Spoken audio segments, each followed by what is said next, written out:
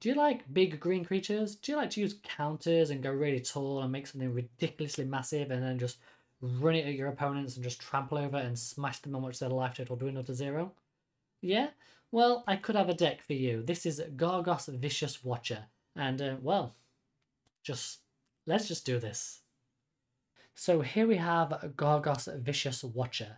Now this is a mono green Hydra deck, so it's all about casting Hydras for really big X cost, and then just, yeah, moving to combat, trampling over, and destroying your opponents.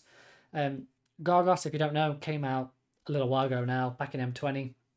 Absolutely fantastic, probably like the best mono green Hydra commander you can have. Hydra spells cost 4 less to cast, so loads of our spells have got an X value in them, but even those that don't, essentially just means we're casting most Hydras for like 2 mana at the best, sometimes even 1. So yeah, just fantastic stuff. And then it also has an extra bit of ability to disincentivize your opponents from targeting your stuff. So whenever a creature you control becomes the target of a spell, Gargos Vicious Watcher fights up to 1 target creature they don't control. So unless they have something that's bigger than an 8/7, then yeah, Gargos just going to eat that crap. So yeah, remember this is not a May ability, so got to remember your triggers. They target your thing, before that spell resolves, you fight, then that spell continues to resolve. So if it's something like their creature deals damage to your creature, you can essentially, when they target, fight, destroy it, so then their creature does 0 because it's dead. So yeah, Gargos, absolutely fantastic Hydra commander card. I've broken this deck all down into sections again. You'll be able to see everything through Moxfield. We've got draw, we've got protection, we've got removal, we've got all the creatures, we've got the trample effects, we've got the ramp effects, we've got all the lands, we've got all the enhancers that make the deck just do that little thing a little bit more. So yeah, let's just dive into it, and I guess we'll start with the creatures. Let's start with the big, scary, big, stompy creatures. So here we go, we've got a whole bunch which are just X and 1. So remember, once Gargos is on the battlefield, this is basically going to be 4 mana is into the X cost for free, because Hydras cost 4 less.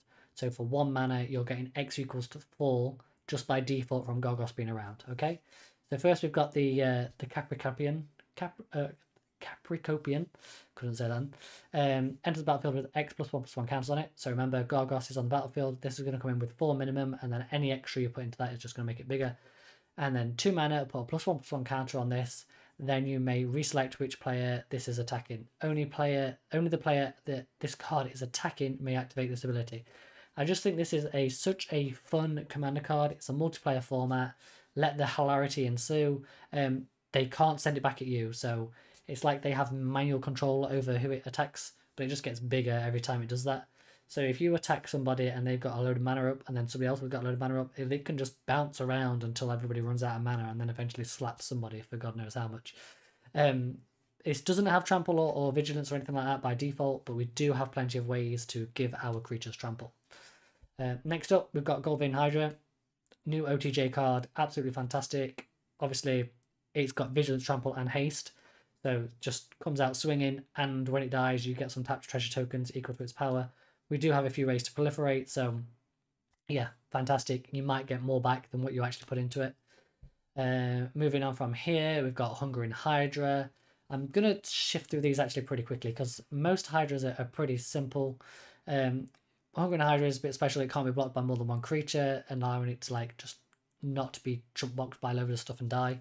Whenever it's dealt damage, you put that many counters on it as well. So if somebody can only block it with a 1/1, you get an extra counter. If they block it with a 4/4, extra 4 counters, etc., etc. Then we've got Mistcutter Hydra. This has got haste and it has protection from blue. So any crazy mono blue decks just looking there to durdle and essentially combo off, a bit like how my Gadwick deck does. This just cuts through the crap. Done, sorted. Also can't be countered. Love it. Ren runs Hydra. This is fantastic because obviously it's just your generic Hydra. It has reach, so it protects you against those flyers. And yeah, it also, you can use it for its reinforced costs. Remember, reinforced costs you won't get the benefit from Gargos, because that's obviously it's the card's ability, not the actual Hydra itself. So yeah, just allows you to pump something up. And remember, that's not a sorcery speed ability, so you can do that after blockers. If somebody's not blocked a creature, pump it, slap them. Love it. We've got Benevolent Hydra. Yeah, just another great one. You can remove counters from this, put counters on other things. Remember, it says another target creature you control, so you can't put it on your opponent's stuff to get somebody to kill somebody. So yeah, it has to be your stuff, which is great. If 1 or more +1 plus counters would be put on another creature you control, that many +1. So it's a bit like branching evolution on a creature. So yeah, that's great stuff. Genesis Hydra, just another solid one. Enters the battlefield, X +1 plus counters on it. When it enters, reveal the top X cards. So remember, X is 4 by minimum. With Gargos out, Gargos not out. Obviously, it all depends on how much you put into it. Put a non-land permanent card with converted mana cost X or less from among them, after you reveal those cards, onto the battlefield, then shuffle the rest. So this is a great way, if you dump like 10 mana into it, you flip through and you might be able to get your Ozolith, you might be able to get your Primal Rage, your Great Henge, you know, your Vivian, like whatever other permanent onto the battlefield. Remember, you don't want to do your X spells because you can't cast them with X, okay? So if you get a Hydra that's like a solid 6 mana and it enters with a static ability and static power and toughness and stuff, that's fine. But most of our Hydras here have got X value in them, so you don't want to be putting those permanents onto the battlefield. So yeah. Also, remember, it's non-land. We've got the Hooded Hydra. Yeah, just another solid one. Whenever it dies, you get that many stakes, so you still get a board state. It has a morph cost, but I wouldn't really bother about casting it for its morph cost. Excuse me. Neverwinter Hydra. As it enters the battlefield, you're going to roll X amount of d6. Remember, Gargos is 4, so that would be 2d6 because you're going to do 2 and 2, yeah, because you've got 2x costs.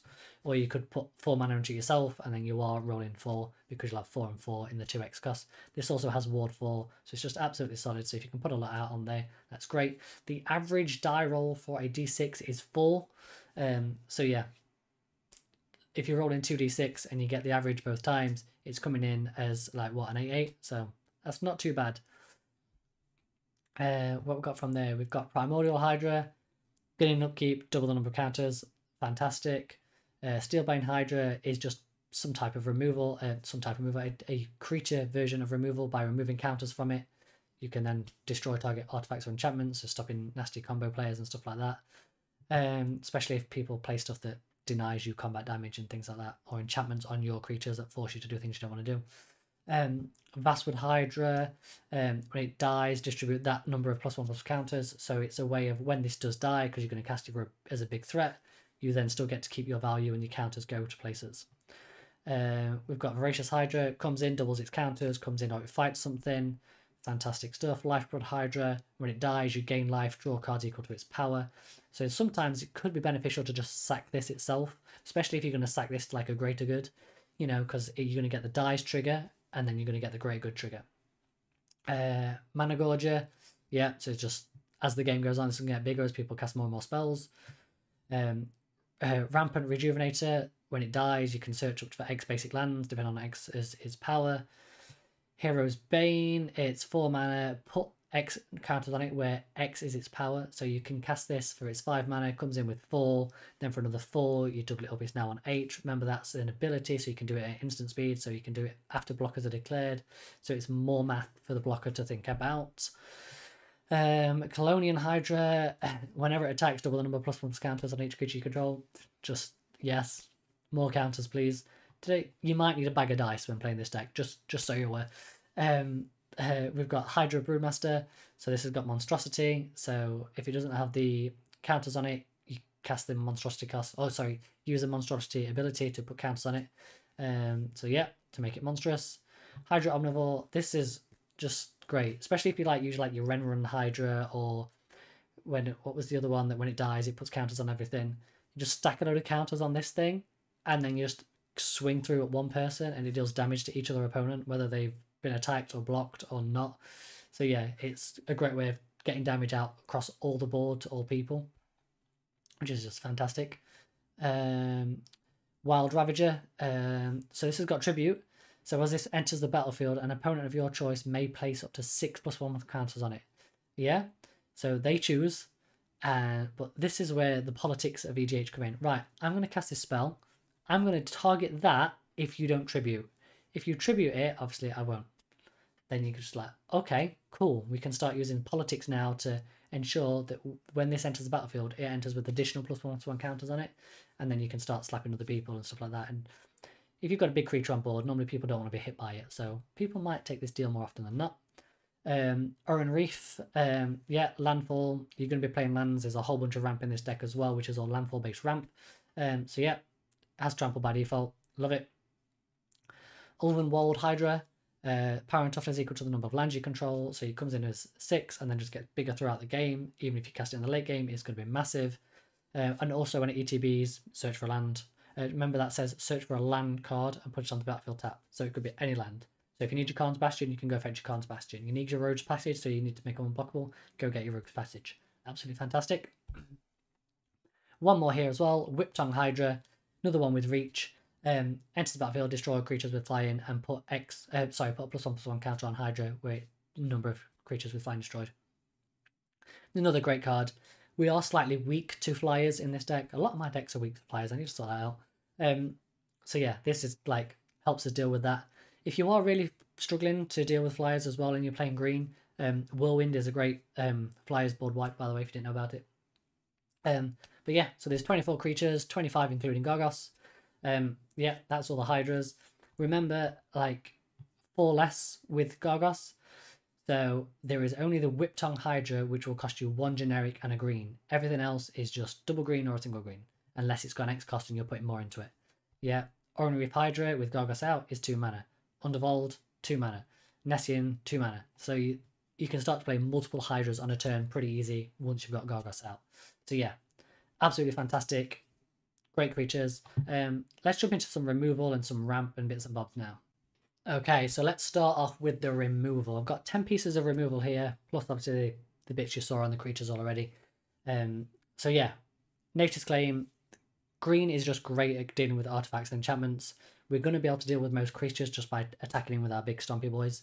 So yeah, we've got Nature's Claim. We've got a bunch of bite effects. So we've got Bite Down, we've got Nature's Way, you've got Rabid Bite, we've got Ram Through. This is absolutely fantastic card as well, because this is instant speed. So if you attack through and you just get enough trample to kill one person, or you can see you're going to get enough trample through to kill one person, before you resolve damage, you can then ram through somebody else, or you could ram through somebody to remove a blocker before you go to combat, or before blocks are declared. You know, this being like instant speed just allows you to go do that excess little combat trick, and obviously the trampling effect goes through, which is just great. Return to nature, artifacts, enchantments, exile cards on graveyards. Always have a little bit of graveyard interaction in your decks these days. There's so many decks that pull stuff from graveyards, utilize their graveyards, use it as a second hand a lot of the time. So yeah, always have some form of interaction in graveyards. Titanic Brawl, cost 1 less for a creature if it has a +1/+1 counter on it. Like, yeah, our creatures are going to have +1/+1 counters. We're playing green, we're playing Beast Within. We've got the Colony Ambush, which is obviously a removal spell and a land, so that puts us at 37 lands, but obviously one's a modal. And then we have Vivian Arkbar Ranger. So this is a great way of getting counters on things, but primarily, yeah, she's here for the -3, which is the removal. So remember, you've got a -3, you can remove some things, you can attack, keep her safe, and then plus things up so you can remove stuff again. So yeah, remember, it's it deals damage equal to its power to target creature, so it's a bite effect, so it's not a fight effect. Bite deals damage, fight, actually they fight as if they're in combat type thing. So a triggering creature will still take damage. Yeah, cool, that makes sense. What should we jump into next? We should do a bit of ramp. So Burgeoning, absolutely fantastic card. Yes, it's a little pricey, but you know, you could always swap this out for any other type of ramp spell. Utopia Sprawl, we've got Wild Growth, just 1 mana, yeah, additional manas, ramp spells, Nature's Laws, Rampant Growths, 3 visits, Cultivate, Kodama's Reach, Scryshard Claim, and then Traverse the Outlands. Traverse the Outlands is just great. Search up to X basic lands, where X is greatest power among creatures you control. We are going to have some pretty big boys. Even if Gargos is on the battlefield, that's 8. So 4 mana, Gargos is already out. You know, 8 lands, sweet. Next turn I am casting 1 big Hydra. So yeah, that's removal, that's ramp. What we got next? Trample. Right. So when we're playing this, we don't. There's a lot of our creatures do have trample. Some of them don't actually. More don't than do. Yep, that's correct. So Primal Rage gives everything trample. Garruk's Uprising gives everything trample when you cast anything power 4 or greater. You know, remember this as well. Creatures, whenever a creature with power 4 or greater enters the battlefield, so it's not on the stack. It's when it enters the battlefield. These are all going to enter the battlefield with the counters on, so they're all going to be 4 or greater as long as you're casting them with Gargos out or putting that amount of mana in. Ronos' Monument, 1 less to cast green spells, absolutely fantastic. So now with Ronos out and Gargos out, it's 5 less. So now even Whiptongue Hydra only costs 1 green mana. It's just absolutely fantastic. And obviously, and then whenever you cast a creature spell, target creature you control gets +2/+2 and gains trample at the end of turn. So yeah, fantastic stuff. Cast a spell, give that trample, it gets buffed, swing, attack. Now, I am running Triumphs of the Hordes as well in this deck. If you don't want to run Triumph of the Hordes, you find Infect icky, then by all means switch it, take it out, switch it in for another overrun effect. But yeah, just absolutely, yeah, it's a great card. Even if you drew this early and you have 3 attackers on the board and you could get through and do some serious damage with Infect, don't necessarily have to cast it. You can save this, sandbag it in your hand a little bit. But if you're in those play groups where you're sandbagging it 90% of the time because you can't play it because you're going to upset people and the salt is going to come down thick and fast, then maybe just don't run it. So yeah, just switch it out for another overrun effect or maybe some more card draw, things like that. I've got Vivian tagged up in this section as well because even though a +1 is to put counts on things, they also gain trample and time of turn, which is important.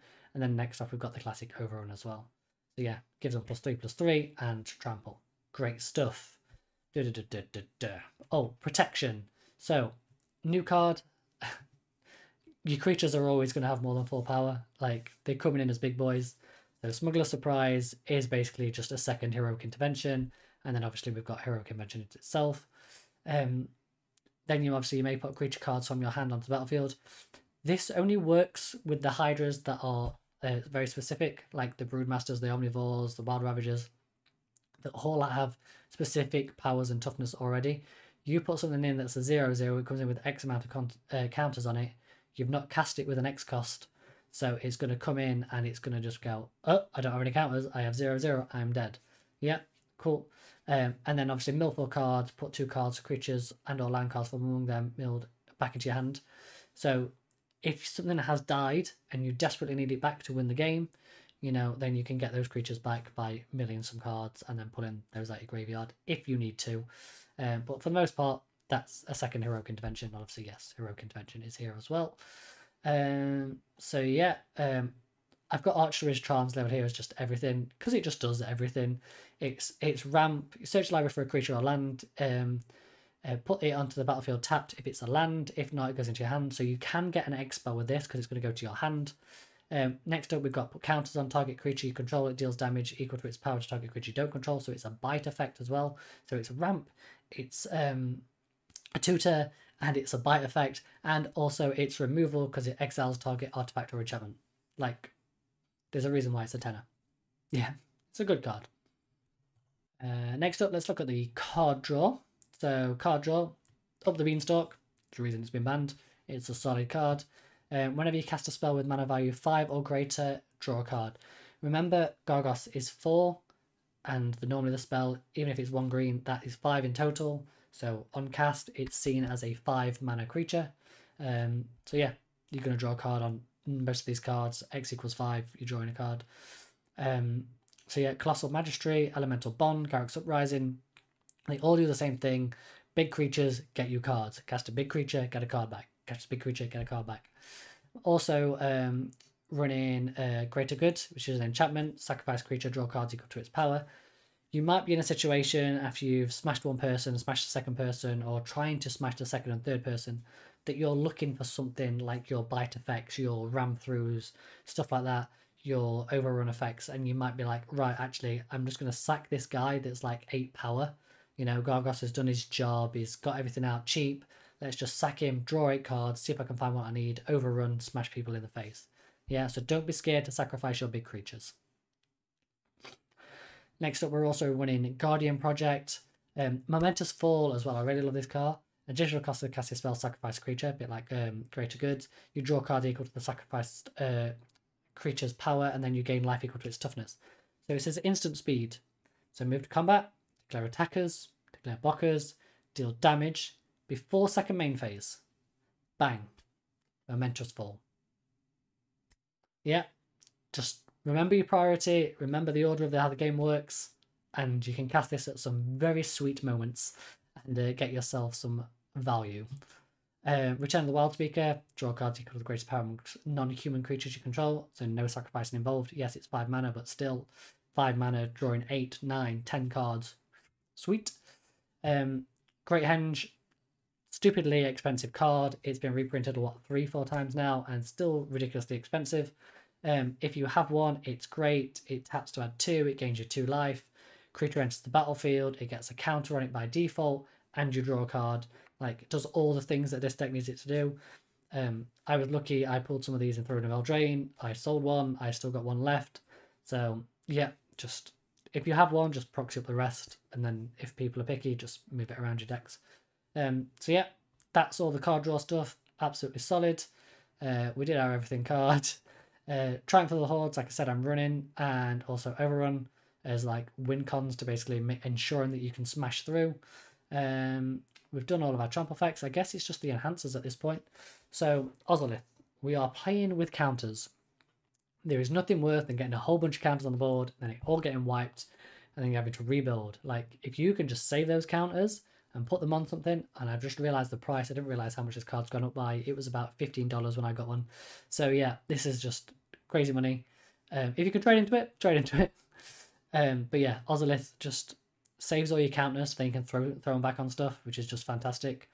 Primal Rage, obviously this is Trample, which is enhancers.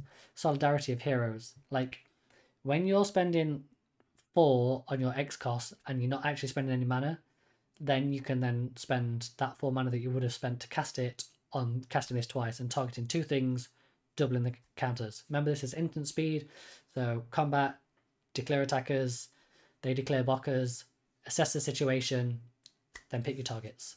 Yeah? Branching Evolution, just +1/+1 counter synergies. Yeah, just great card. Ronus's Monument, yeah. Enhancers, makes things cheaper, makes things bigger, you know, gives them trample. Same with Vivian, as you saw. Skillspawn Nexus, this is another fantastic card. I don't imagine this is going to get a reprint in a little while, so if you do play mono green decks and you like to play decks that win through combat damage, 2 mana, tap, double target creature's power until end of turn. Even in Voltron decks, like, this is just great. So yeah, and then obviously the bonus is that whenever you die, you're going to make some fungus. So you still get to keep your board state after something big dies. This is great. The value on this is just going up. It's just going to cost more and more. So yeah. They're the enhancers. It gets absolutely silly. Lands. There's probably loads of lands we can do with this. We've got Castle Garenbrig, we've got a bunch of forests, we've got Gilded Commons, Khan's Bastions, Reliquary Towers, Rogue's Passage, Temple of the False Guards, the Clowny Ambush, which I mentioned previous. I've gone to 36 with this. I class this as a spell. I don't count it as a land. So we're running 36 lands in this deck, which is why we have like 10 ramp spells and a reducer as well. So, and then obviously that's on top of the fact that Commander makes things cost 4 cheaper as well. Like, molded double face cards in lands, don't count them as a land. If you're counting it as a land, then you're playing it as a land 90% of the time when it comes in. If you get it in your hand and you're like, oh, I need that as a removal spell, remember you're playing a land short in your deck at that point. So yeah, that's Gargos. Just great, stompy, good stuff. You like Hydras, you like mono green, you like counters. Yeah. Deck list is down in the description, so you can jump on Moxfield, Architect, whatever you use, play test it, see what you want to do. I've got a couple of suggestions now for upgrades and bits and bobs. So yeah, we'll dive into that and then you see what you think. Potential upgrades if you want to add more to this deck or tweak it, take it in different directions, stuff like that. Sylvan Library, it's just solid card advantage slot. Inspiring Call. I was going to include this one. It's cheap, but for the most part, when I've play tested it, I've only had 2 or 3 creatures out at a time with counters on them. And you don't really need much more than that. Like, when I've got to the point as well where I've had like 4 or 5 creatures on the battlefield, I've been worried because obviously if I get board wiped, I'm set really far behind. So that it's not so bad obviously if you've got your heroic intervention, smuggler's surprise, and stuff in hand type of thing, and you've got ways of protecting them. But that's just another way you can go. If you want to go wide and tall, then I'd start to run more protection spells. So I'd start to run things more like Tamiyo safekeeping, stuff like that. The other thing as well that really can speed this deck up is Concordant Crossroads. Everything has haste, but remember, it gives your opponent stuff. And the amount of creatures and value pieces that people play in decks these days, you're against 3 other opponents and you're giving all of their stuff haste, like even abilities and creatures and stuff like that. Like, you could end up powering up your opponent's decks more than you realize, which is why I'm not running it. So just be aware of that. Hardened Scales, Doubling Sedans, just more way of putting +1 counters on things. I suppose you could run Hardened Scales as well as Branching Evolution. Doubling Season obviously doubles the number of counters, but it doubles the number of tokens you make as well. So when you've got those Hydras that when they die, they turn into tokens. If this is on the battlefield, it starts to get a bit silly. But I thought this was just too much win more, you know? Tamiyo safekeeping, like I said, if you needed more ways to protect things, then obviously it's great.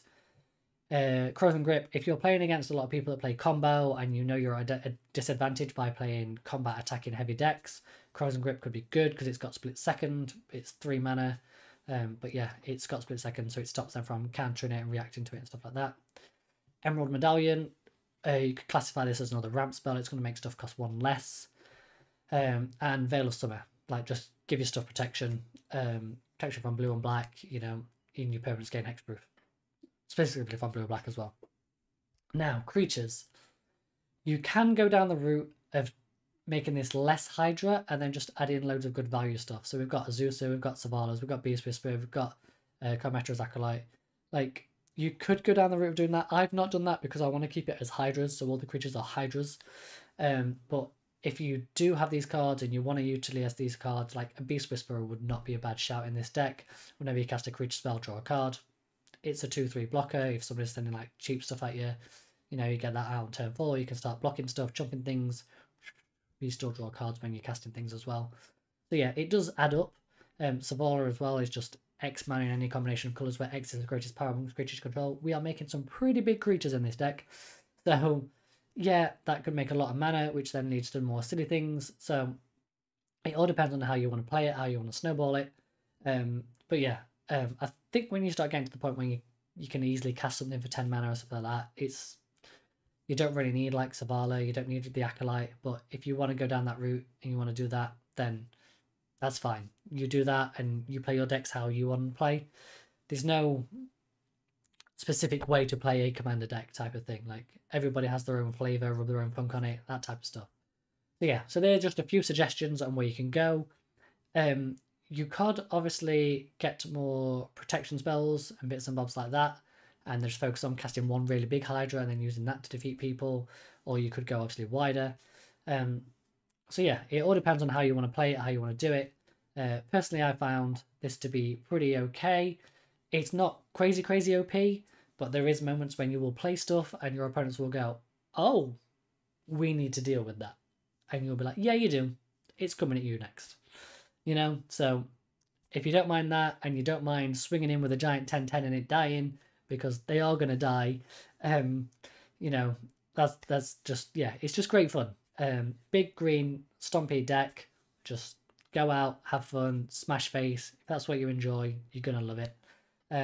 So yeah, thank everybody for watching. Like, comment, subscribe, all that tough stuff. I've noticed loads of people like sharing my content recently, so yeah, that's absolutely fantastic. Share with everybody. The more information about Magic we can get out there to help people improve, get better, come up with different ideas and stuff like that is absolutely fantastic and great. So yeah, thank you very much for the support, everyone, and I'll see you all in the next video. Bye for now.